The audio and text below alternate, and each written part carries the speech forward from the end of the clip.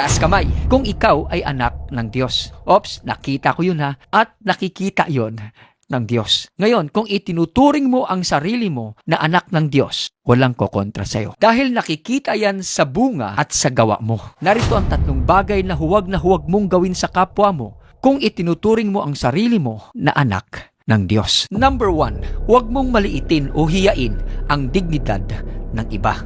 Nako, ito ay huwag mong gagawin. Dahil bilang anak, alam mo na ang lahat ng tao ay nilikha ayon sa wangis niya. At ang panglalait, pangbabastos o pamamahiya sa iba, ito man ay lihim o ginagawa mo sa maraming tao, ito ay hindi katanggap-tanggap. Ang paggalang sa dignidad ng bawat isa, mahirap man o mayaman, ay isang utos ng pag-ibig ng Diyos. Number 2, huwag mong ipagkait ang tulong kung kaya mong tumulong. Kung kaya mong tumulong, huwag ka nang gumawa ng alibay para tumulong. Sinasabi ng Biblia, ang sino mang may kakayanang gumawa ng mabuti, ngunit hindi ito ginagawa, ay nagkakasala. Ang totoo niyan, ang pagiging anak ng Diyos ay may kalakip na pananagutan. Ang hindi pagtulong sa mga nangangailangan, lalo na kung nasa harapan mo na at kaya mo namang tumulong, ay parang pagtalikod sa mukha ng Diyos na humihingi ng tulong sa iyo. Number 3, huwag kang magtanim ng galit o maghiganti.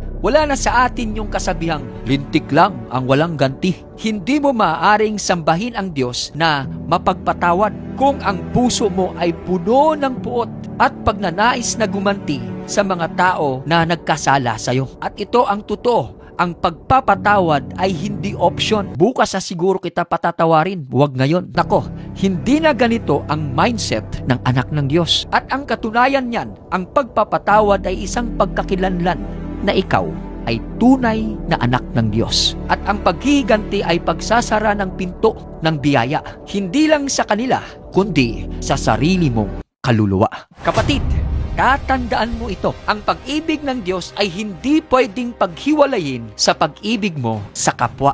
Dahil ang isang malaking patunay na iniibig mo ang Diyos kung ipinapadama mo ito sa kapwa mo. Dahil kung paano mo sila tinatrato, ito ang iyong refleksyon sa iyong relasyon sa Diyos. See you in my next video. God bless, kapatid.